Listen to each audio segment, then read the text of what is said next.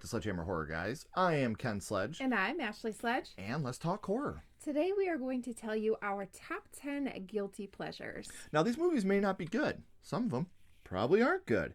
But they mean a lot to us, and we like them. So would you like to start us off at number 10? So number 10 is The Bye-Bye Man. This movie, I don't know why it got so much hate. I thought it was really good, actually. I thought The Bye-Bye Man could be a really scary villain. And maybe because of the characters, they weren't the greatest. Like, Right. They didn't really have... The only annoying thing about this movie to us was seeing it in the cinema and having some fucking idiot behind us dropping coins the coin thing. Yeah, every 10 seconds. That was really obnoxious. But other than that, this was a really entertaining movie. And I don't get the hate for it either. Is it a masterpiece? No. Is it going to win awards? No, but it kept me entertained for an hour and a half. So, number 9, I guess it's a guilty pleasure, but it's the first Human Centipede. Yeah. I really do look at this as more of an artsy film than anything. And obviously, with the South Park episode and, stuff like that, it really does get this whole, bad rap. Well, because of what it is, and I think people don't like it before they even give it a chance. Right. They're just like, oh, that's way too disgusting, and they just don't even give it a chance to kind of see what the movie is actually about. Don't get me wrong, it is gross. It is gross, but the actual it's Human not Centipede as bad part, as you right. think it would be. And the Human Centipede part itself is not in the movie very often. It's not like the whole movie is focused on, watching people eat poop from other people's butts. It's not like that. Yeah, so there's some really scary moments that are high anxiety moments. Yes. So number 8 is Truth or Dare. And I know a lot of people didn't like the stupid, filter face.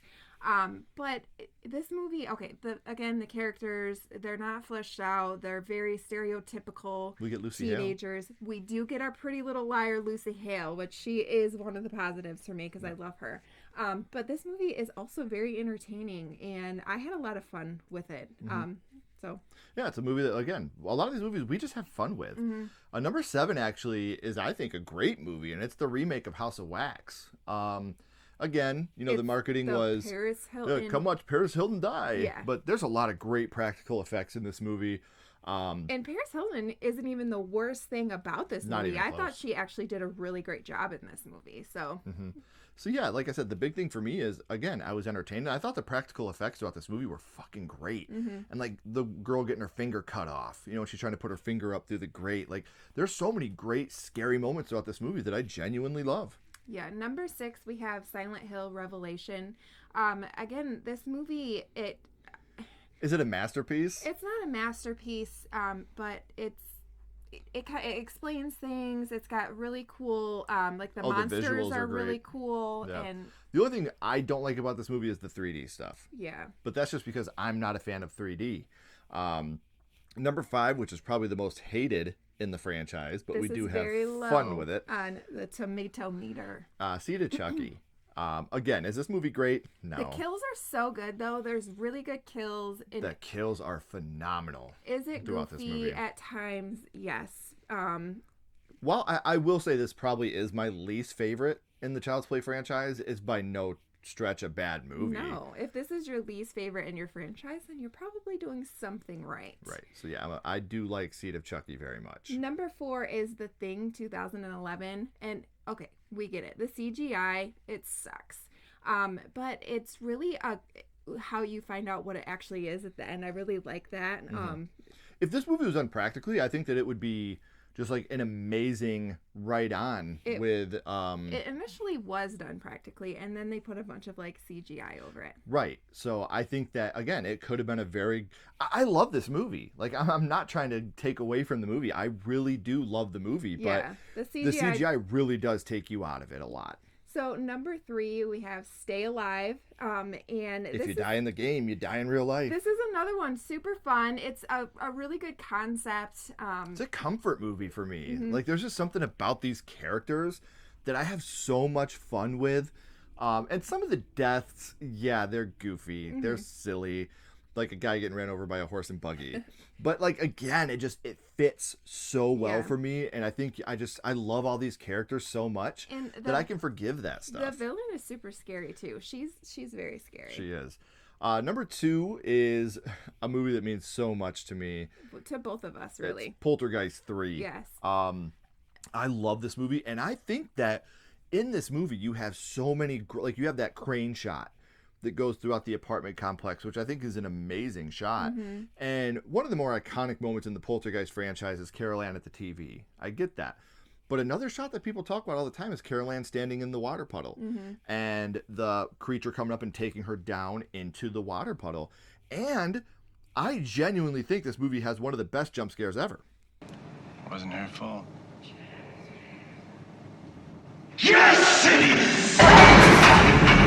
When you watch that in context, that's a great freaking jump scare. I just love what they do with all the mirrors, things like that. Like, it's so creepy to, like, be standing there and then see you in the mirror, but you're doing something different. That freaks me out. Yeah. And I think it's super cool. Yeah. And, it gets a lot of hate because of the ending.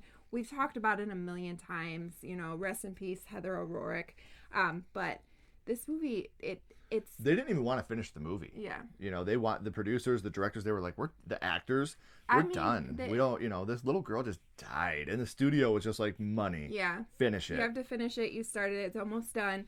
Who cares about a little girl's life? So that was their punk rock way of saying fuck you to the studio. They just put a dog shit ending on it. Yeah. And so it gets a lot of hate because of the ending, but you have to think about the whole, you know, beginning of this movie. It's really good. And like they said, all they did for Heather was a title card at the end. And they really regret that. Yeah. You know, they said if they could go back in time, they wouldn't have done the punk rock fuck you to the studio. They would have done a love letter to Heather and made the ending a lot better for her. So hindsight's 20/20. At the time, they were just so hurt and pissed and bitter that they were like, we don't give a fuck. Just put an ending on it and let's go. But number one might be one of the most hated horror movies ever. Don't come at me for this one, but this is Halloween Resurrection. And this is my comfort movie. I went and seen this in the theater 26 years ago, I think now. Long time ago. And I had so much fun with it. The Dangertainment. Let the Dangertainment begin out. You can't go into this movie and be bored. And well, you can't go into this movie looking for Halloween 1978. No. You can't go in looking for a slasher that's gonna be very smart and character driven. No, it's something that you can put on. You don't have to think about anything, and you can have just fun. Have fun time, yeah. And right.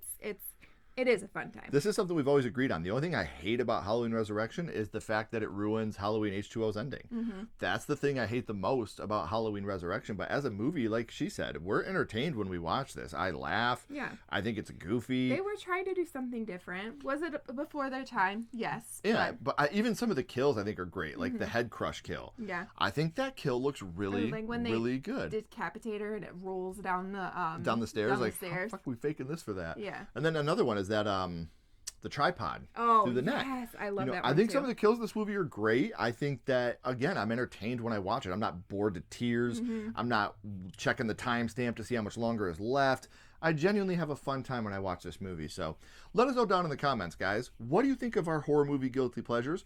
What are some of your horror movie guilty pleasures? We would love to know some movies that you guys love that not everybody else does. So if you haven't already, please like and subscribe. It helps to build the channel more than you know.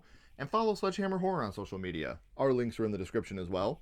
But until next time, keep talking horror. Stay who you are. And we'll see you guys soon. Bye, guys.